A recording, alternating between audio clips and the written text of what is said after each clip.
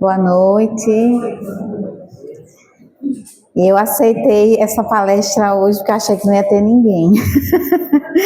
Porque eu sempre faço a minha terceira palestra, né? Eu espero muito a caridade de vocês, afinal hoje é Natal também. Eu já sei que vocês são caridosos sempre, né? Mas hoje ainda mais. Mas aí um convite de Beto. Beto tem umas estratégias, né? Muito persuasivas, assim, quando ele quer uma coisa, é difícil dizer não. Ele usa o nome de Jesus sempre, então fica difícil dizer não. Então, se eu gaguejar, se eu começar a ler, já sabe, eu estou nervosa, porque não é à toa, né? Aniversário de Jesus. Então, assim, para começar, eu queria uma imagem que representasse como a gente se sente quando a gente chega aqui nessa casa. E aí a gente não acha uma imagem fácil assim. Como hoje a gente tem uma ferramenta muito importante que é a inteligência artificial, então eu peguei uma foto real aqui do LAC e pedi para colocar o aniversariante recebendo os convidados na sua casa, né, na casa do Cristo que Consola, na nossa casa querida, e que ele estivesse contente, né, com esse momento de união aqui da nossa reunião, e ele estivesse recebendo os visitantes aqui na porta. Eu acho que essa imagem ficou assim muito representativa do que essa casa significa para a gente e da presença de Jesus também nessa casa. E aí hoje eu queria dividir com vocês algumas reflexões sobre uma das passagens do Evangelho que eu acho assim uma das mais impactantes, assim, porque envolvem muitas camadas, né? Que é a passagem de Jesus acalmando a tempestade. E aí, para além, né, dessa questão do poder de Jesus, a demonstração de um poder tão grande, né, essa passagem demonstra um poder muito grande de Jesus, mas eu queria entrar em outros aspectos também, além dessa questão do poder de Jesus. E aí, eu vou fazer a leitura aqui do Evangelho, né, que é o capítulo de Marcos, o livro de Marcos. E naquele dia, sendo já tarde, disse-lhes: passemos para a outra margem, e eles, deixando a multidão, o levaram consigo, assim como estava no barco. E havia também com ele outros barquinhos. E levantou-se grande temporal de vento, subiam as ondas por cima do barco, de maneira que já se enchia de água. E ele estava na popa, dormindo sobre uma almofada. E despertaram-no, dizendo-lhe: Mestre, não se importa que pereçamos? E ele, despertando, repreendeu o vento e disse ao mar: Cala-te, aquieta-te. E o vento se aquietou, e houve grande bonança. E disse-lhes: Por que sois tão tímidos? Ainda não tendes fé? E sentiram um grande temor, e diziam uns aos outros: Mas quem é esse que até o vento e o mar lhe obedecem? Então, hoje vamos trabalhar aspectos dessa mensagem. Mas antes de começar, vamos contextualizar. Eu peguei essa foto do Mar da Galileia, que eu achei muito bonita, inclusive, né? E aí que na verdade é um lago, né? Mas é tão grande que aí chamam de mar. E aí assim, que a gente sabe que o Evangelho diz para a gente é que era mais um dia de pregação de Jesus para as multidões. Certamente ele já tinha operado milagres nesse dia, devia estar muito cansado, né? Como ele já fazia de costume. Mas aí, como Jesus não faz nada sem um propósito, a gente já sabe disso, que nenhuma palavra que saiu daquela boca foi por acaso, foi de maneira não pensada, sempre muito, né, articulada e pensando. Então, quando Jesus decide atravessar esse mar depois de um dia cansativo, tinha um propósito aí. Por que não descansar? Ele decidiu atravessar. Vamos atravessar. E chamou os apóstolos: venham comigo e vamos atravessar o mar da Galileia.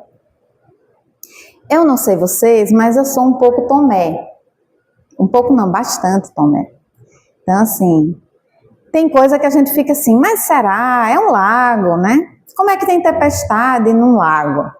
Como é que faz onda grande no lago? Como é que essa tempestade se instalou aí no lago, né?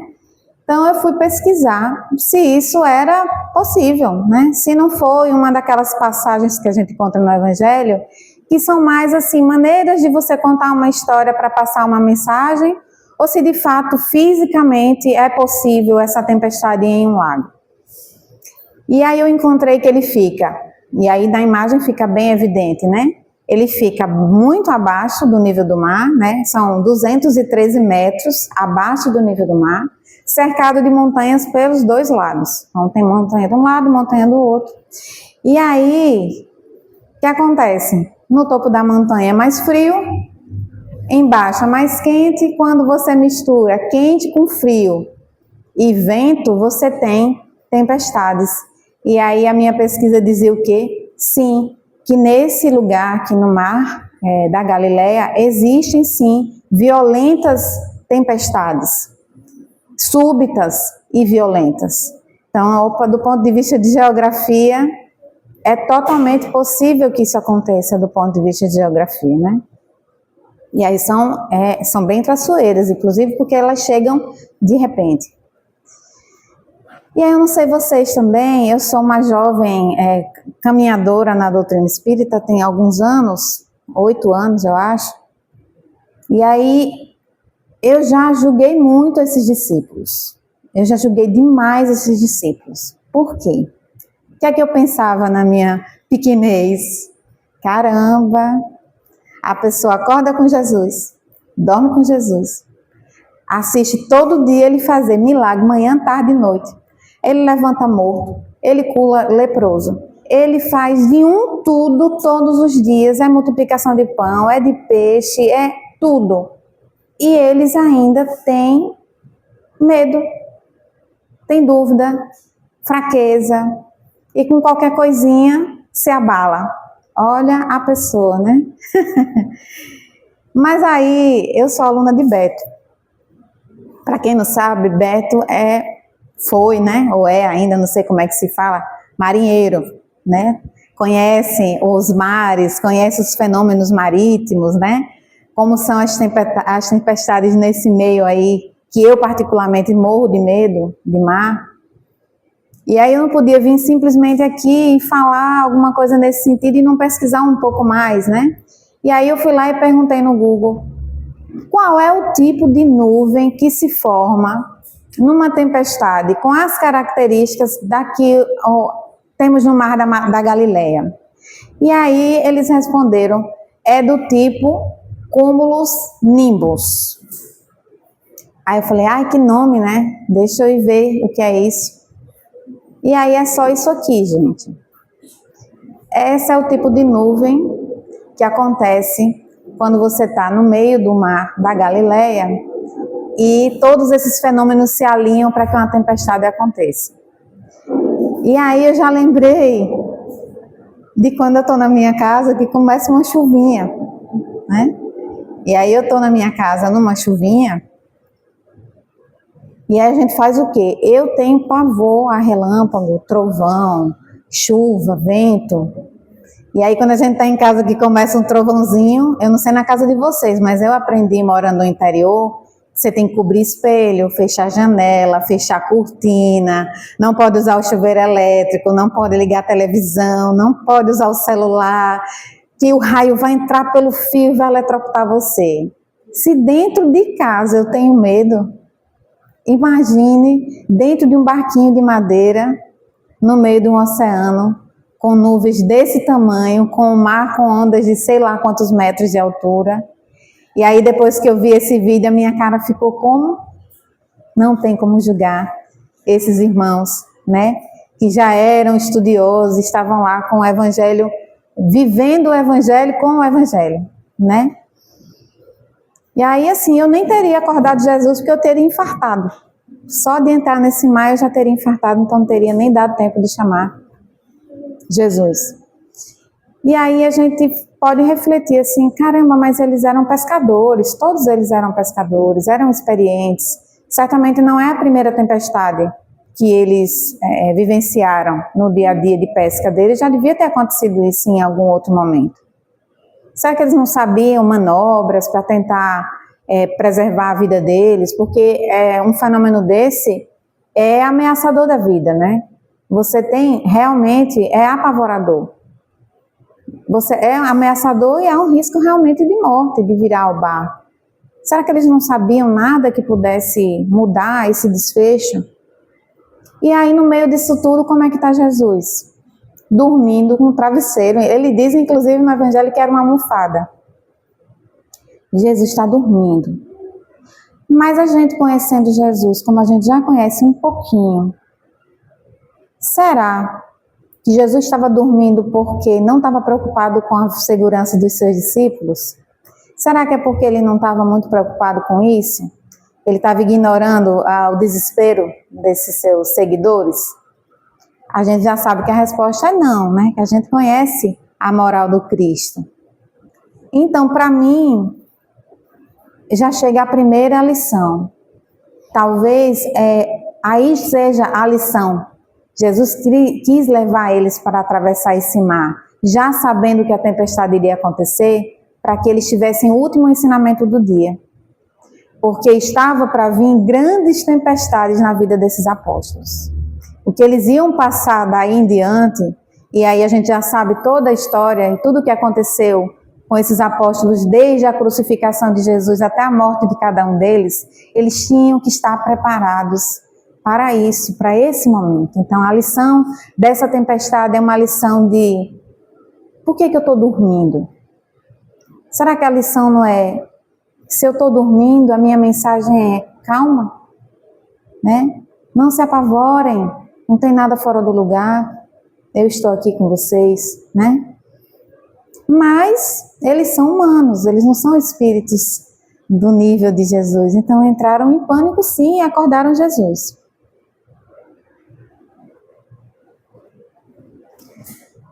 E aí assim, quando a gente vai olhar, tem inúmeras palestras na internet sobre esse tema, né? Como todos os outros também.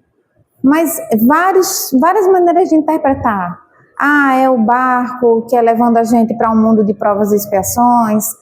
É porque é um mundo de transição. Então, existem inúmeras formas de interpretar essa passagem. A gente pode focar, inclusive, na questão do poder de Jesus. O poder dele para suprimir uma tempestade desse tamanho apenas dando uma ordem, né? E aí a gente pode dizer assim, não, Jesus tinha poder para fazer isso, claro que tinha, mas ele também domina os espíritos que administram esses fenômenos naturais, né? Todos os fenômenos naturais têm espíritos que são administradores, mas se a gente lembrar que Jesus, engenheiro, arquiteto, mestre de obras da construção desse planeta, certamente ele tem o poder de fazer qualquer coisa cessar no planeta, inclusive sem intermédio, né? Sem nenhuma necessidade de um intermediário, por exemplo. A gente podia também focar na falta de fé dos discípulos que entraram em pânico. Como é que a gente agora julga, depois de ver aquelas imagens aterrorizadoras, porque aquelas imagens são assustadoras, né? A natureza tem tanta força, um poder tão grande, o mar é tão assustador. Como é que a gente julga a falta de fé, né? E aí, na verdade, assim, para mim, lendo o texto, pensando nesse momento aqui com vocês, o que é que eu pensei? Talvez a lição fosse: por que vocês precisam passar por isso sozinhos? Será que vocês são tão autossuficientes assim, que diante de uma tempestade tão maior, não precisam de mim, não precisam me acordar? Talvez a lição para os apóstolos naquele dia seja essa. Talvez seja para nós também, né? A gente não precisa passar por isso sozinho. Seja lá o que isso seja, né? Opa, deixa eu ver.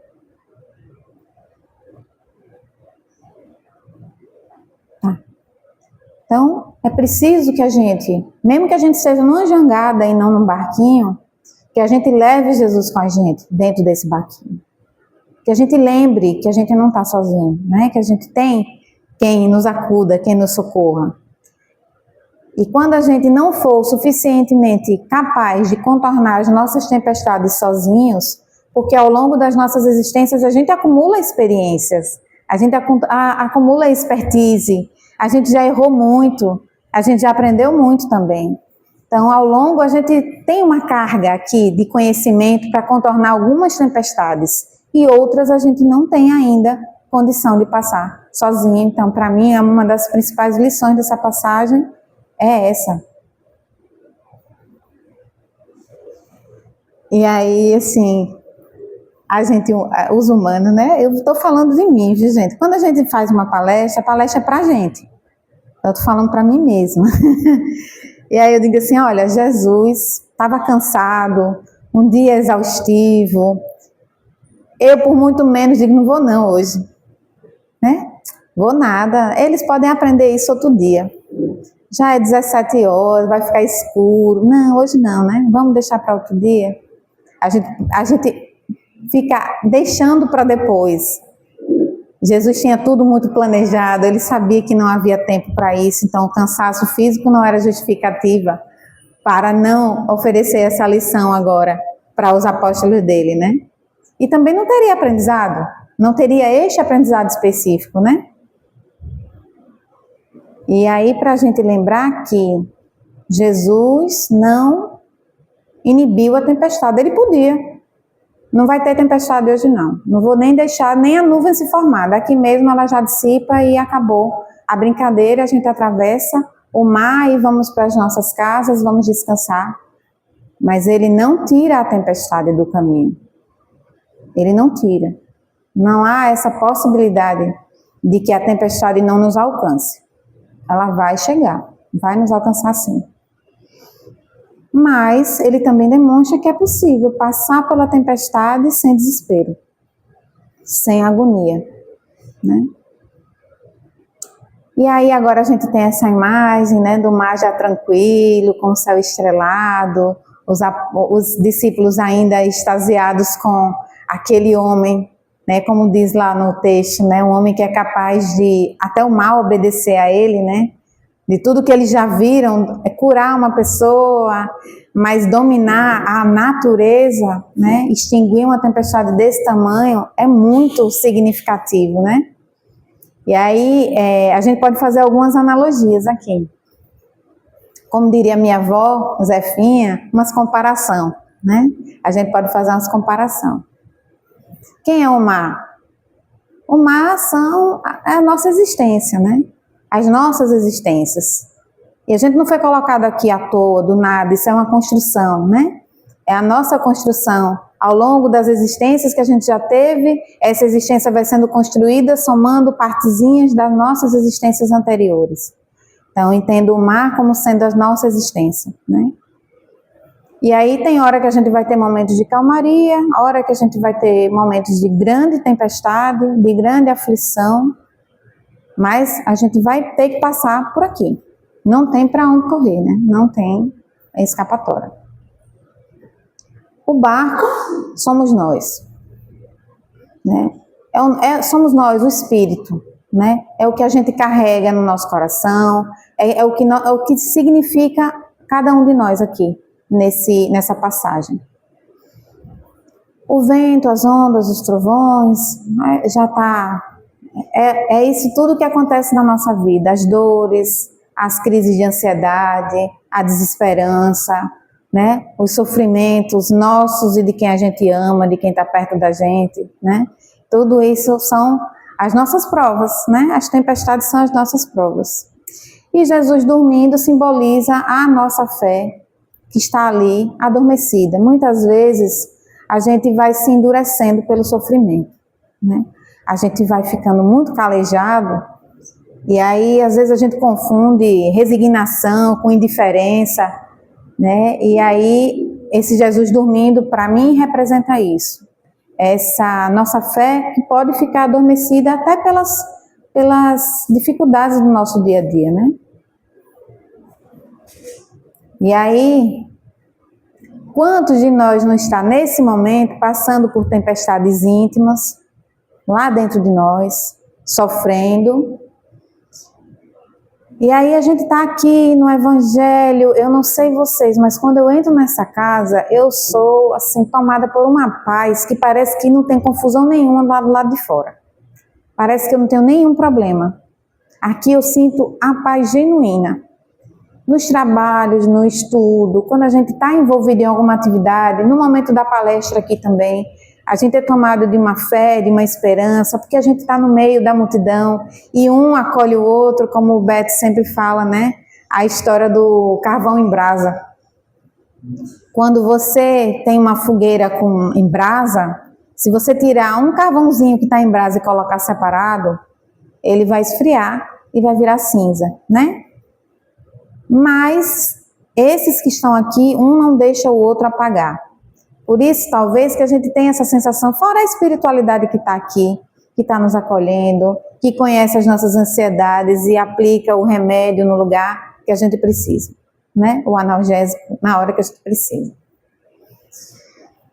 E aí, quando a gente está sozinho, quando a gente volta para casa, aí as tempestades se instalam de forma realmente mais profunda, avassaladoras, quando a gente está lá no nosso cantinho, na nossa casa, que às vezes é muito mais difícil, porque nem todo mundo pensa da mesma forma, vê o mundo da mesma maneira, então existem conflitos, principalmente na nossa microsociedade lá dentro da nossa casa, né?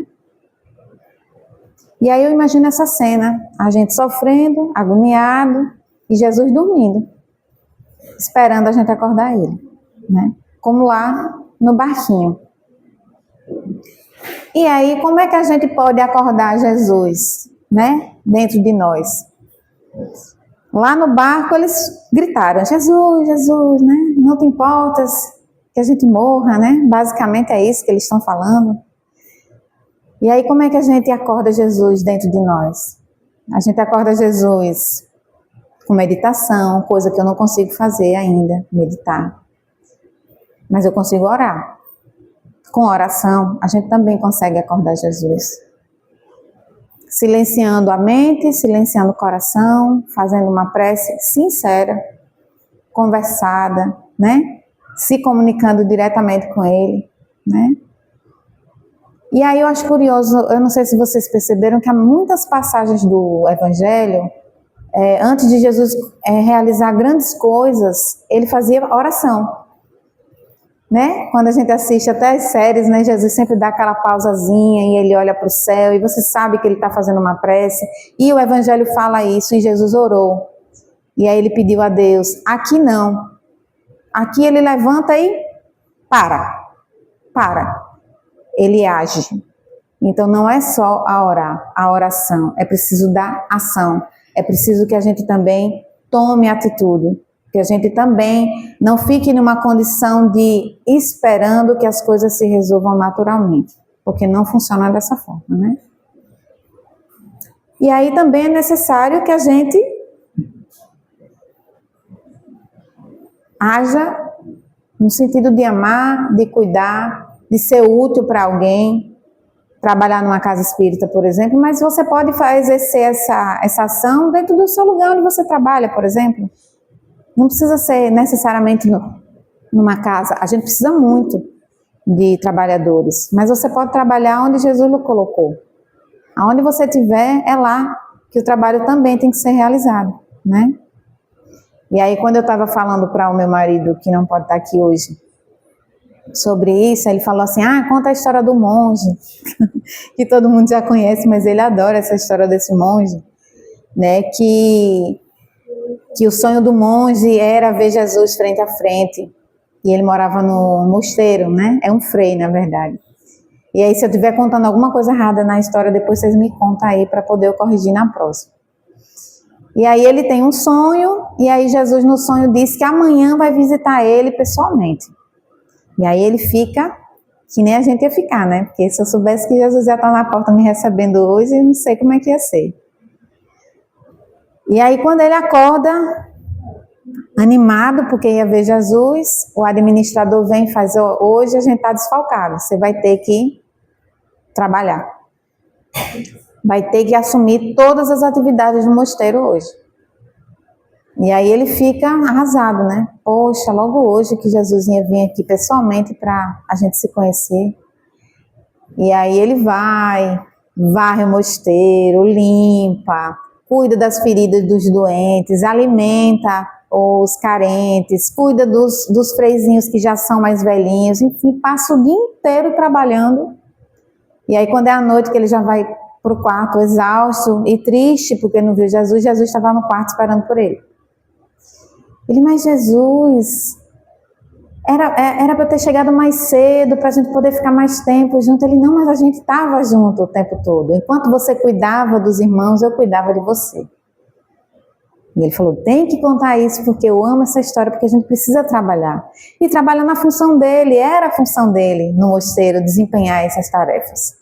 A gente não pode, com a desculpa de fazer o que precisa ser feito em qualquer outro lugar, deixar de fazer a nossa obrigação bem feita, né? Deixar de agir. E a profilaxia para as tempestades é o Evangelho no lar, né? O Evangelho no lar, para quem ainda não tem esse hábito, começa a fazer, né? De pouquinho, faz 5 minutos, depois faz 10, depois faz 15, depois vai ficar tendo dificuldade de parar, porque ninguém quer parar o Evangelho, quer ficar 1 hora conversando, né? Porque é envolvente, porque traz paz. E tem que ser um compromisso, é um remédio, é um medicamento para a nossa família, para a nossa casa, para os nossos vizinhos. Está lá no Evangelho, né?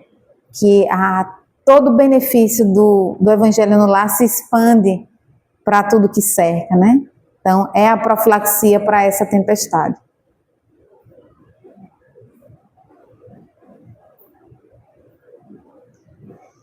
Então, assim, quando a gente chama Jesus para o barco da gente, ou para a nossa jangadinha, né? Para qualquer situação que a gente chame ele, para o despertar dentro de nós, a gente não pode ter a expectativa falsa de que ele vai tirar. Ele não vai tirar. Não vai tirar porque ele não remove as próprias leis, né? A lei divina não pode ser alterada nem por ele. Então a gente não pode ficar esperando milagres, né? A gente não pode ficar esperando milagres, né? Às vezes o desespero é grande, a gente bota a mão na cabeça e faz, meu Deus, eu não aguento mais, por favor, acabe com isso, que eu não suporto mais essa dor. Eu não suporto mais essa agonia. E aí a gente faz aquela prece que a gente chama de prece de pirona, né? Que a gente faz aquela prece, mas a gente quer que a dor seja removida. E Jesus não oferece isso. Ele não oferece. Ele oferece que a gente tenha a capacidade de permitir que a sua influência e o seu exemplo mudem a forma da gente enxergar essas tormentas. Né, que a gente consiga ter mais clareza, né, que a gente consiga enxergar de outra forma, que a gente consiga ter mais lucidez, racionalidade para resolver os problemas, né? Quantas vezes a gente não transforma situações simples do nosso dia a dia, né, triviais, em tempestades em copo d'água. A gente não acha pouco os problemas que a gente trouxe das outras existências. Eu aguento mais, manda para mim. E aí a gente cria tempestades em copos d'água. A gente gosta de uma confusão, né, gente? A gente gosta do tumulto. E aí, veja, agora no Natal mesmo a gente vê, né, a capacidade que a gente tem de transformar coisas do cotidiano em grandes confusões. Por mais que a gente seja espíritas, por mais que a gente entenda que as coisas acontecem de forma... Lá fora as coisas são diferentes, as comemorações são diferentes, as crenças são distintas, mas a gente está dentro desse contexto. Então não tem como você ter um sobrinho e você não comprar um presente para ele no Natal, né? É uma criança, tem a expectativa, ele vai chegar no momento dele de entender o motivo de tudo isso, né? Mas a gente está nesse contexto, então a gente vai ter que ir para o shopping lotado, sim. E aí a gente está o quê? Está aqui, ó, esperando no estacionamento uma oportunidade para estacionar. Aí sempre tem aquele irmão que está com mais pressa que a gente.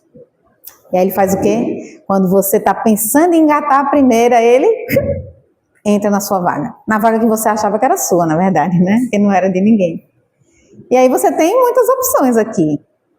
Você pode simplesmente engatar o carro e ir embora, procurar outra vaga, procurar um outro lugar para fazer compra, ou você pode descer do carro e transformar a vida de vocês dois numa grande tempestade. Sempre nós vamos ter opção. Sempre nós vamos ter possibilidade de escolher o que a gente quer fazer. Inclusive nessas pequenas tempestades do nosso dia a dia, né? Porque quando a gente traz Jesus, ele não vai acabar com a tempestade que a gente cria e a nossa experiência, e a gente que tem que passar por isso tudo, porque a prova é nossa e não é dele. Mas ele nos dá clareza. Então, com clareza a gente consegue afastar, usar o sopro bondoso de Jesus, que está disponível para a gente a todo instante, para que ele afaste essas nuvens. E afastando a nuvem a gente veja com clareza. A gente veja como as coisas são de fato. É só uma vaga de estacionamento. Eu posso comprar em outro lugar. Eu já chorei por causa disso, gente. Eu já fiquei tão magoada que eu chorei. Porque eu digo, nossa, que grosseria. E aí a pessoa percebeu que eu fiquei afetada. A pessoa desceu do carro, chegou na minha janela e fez assim, me perdoe, eu vou tirar para você colocar o carro. Aí eu fiquei com mais vergonha ainda. Eu falei, não, precisa não, eu vou embora, obrigada, eu tô indo. Eu não sou chorona, gente, mas nesse dia eu não sei porque eu fiquei tão abalada com a vaga de estacionamento. Mas o ato dele descer do carro e quebrar minhas pernas, porque eu estava esperando ele descer e dizer assim, ó, sua grossa, você não sabe estacionar, perde a vaga e fica chorando, né? Não, aí ele desce e faz, minha querida, desculpe, eu não vi que você estava esperando a vaga, eu vou tirar para você pôr. Eu falei, não, agora vamos embora, não quero comprar mais nada, porque eu vou chorar em casa. Eu vou chorar de vergonha, eu vou pegar essa vergonha e vou chorar dentro da minha casa, porque isso é muito constrangedor. E aí, como eu já tinha falado, né, Jesus não promete uma vida sem tempestades, mas promete sua presença em cada uma delas. E a presença dele na nossa vida não é ativada pela nossa perfeição, até porque a gente, até chegar no nível de perfeição, a gente vai estar lá com ele, né? Mas é pela nossa confiança, né? Pela confiança que a gente tem, genuína, no amor dele, na preocupação dele com a gente, né? E aí, como eu tinha dito já, algumas pessoas que estavam aqui, quando eu fico nervosa, eu falo rápido. E aí a palestra vai acabar rapidinho, vai todo mundo para casa cedo hoje, jantar com a sua família, porque uma palestra no Natal para mim é muito significativa, né? E aí eu procurei uma prece, porque não tem como chegar até aqui, falar de Jesus no dia do Natal e não fazer nenhuma prece, lembrando que hoje é Natal. Não dá para a gente não fazer isso, né? E aí eu procurei, Chico Xavier tem centenas de mensagens de Natal. Essa eu não sei de quem é, porque eu não achei o autor. Mas eu achei ela muito bonitinha e muito pertinente para o Natal e para o tema da palestra sobre tempestade. E é assim, Senhor Jesus, diante da manjedoura que nos recorda o teu nascimento, vimos pedir-te luz para a nossa sombra, paz para a nossa inquietação e amor para a nossa dificuldade de amar. Sabemos, Mestre, que o Natal não é apenas um dia de festa, mas um chamado permanente à renovação interior. Ensina-nos a perdoar, ajuda-nos a combater, eu já me atrapalhei tudo. Ajuda-nos a compreender que não basta celebrar-te com palavras, se ainda guardamos ressentimento no coração. Ensina-nos a perdoar, mesmo quando a dor ainda nos visita, a compreender, mesmo quando não somos compreendidos, e a amar, mesmo quando não somos amados. Permite que o Natal seja o nascimento do bem em nossa vida, na esperança em nossas lutas, da fé em nossas provas e da paz em nossas tempestades. Fica conosco, Senhor, hoje e sempre, para que em cada dia possamos renascer contigo no serviço do amor e da caridade, e que assim seja. E aí, para finalizar, eu pedi para a inteligência artificial gerar uma imagem que representasse assim, quando a gente vê o livro, principalmente aquele Jesus do Lar, que Jesus não tinha casa, né, gente? Então, sempre ele estava na casa de alguém. Então, ele comia na casa de um, dormia na casa de outro. E aí eu falei, se Jesus estivesse por aqui, no Natal, encarnado, como é que ia ser? Ele ia ter muita casa para visitar, muitas ceias, né, para provar. E ele gostava de comer. Até onde eu sei, eu nunca vi uma passagem em Jesus negou comer. Não tem lá, ele não quis. Ele sempre gostou da casa cheia, da confraternização, porque são momentos em que mesmo que a gente não pregue com palavras, a gente pode pregar com ações. Quando uma mãe vai para uma cozinha fazer uma comida para os filhos de Natal, ela está jogando amor ali naquele tempero. O principal tempero é o amor. Você está preparando aquela ceia. Não acredito que alguma mãe prepare uma ceia pensando no que os outros vão achar da foto que você vai postar no Instagram. Mas você quer que as pessoas gostem, que se sintam amadas, né? Então, eu pedi para fazer assim, se Jesus estivesse por aqui hoje, como é que ele ia estar? Será que ele ia estar se incomodando de ter Papai Noel, de ter árvore de Natal? Porque a gente às vezes se incomoda com isso, né? E aí, eu gerei essa imagem. E eu acho que ele ia estar assim, no meio do povo, comendo, pregando, ignorando os nossos erros do dia a dia em relação ao Natal. É a árvore, é o presente, é não sei o quê. Não, não é. É a presença dele. Por isso que eu botei até um gorrinho de Papai Noel nele para mostrar que isso é tudo coisa que a gente inventa, mas que certamente ele compreende a nossa necessidade de ter essas figuras na nossa existência. Mas não esquecendo do aniversariante, que está na cabeceira da mesa, que é o motivo da reunião, o motivo do encontro. E aproveito para agradecer a todos pela presença e tenham todos um feliz Natal.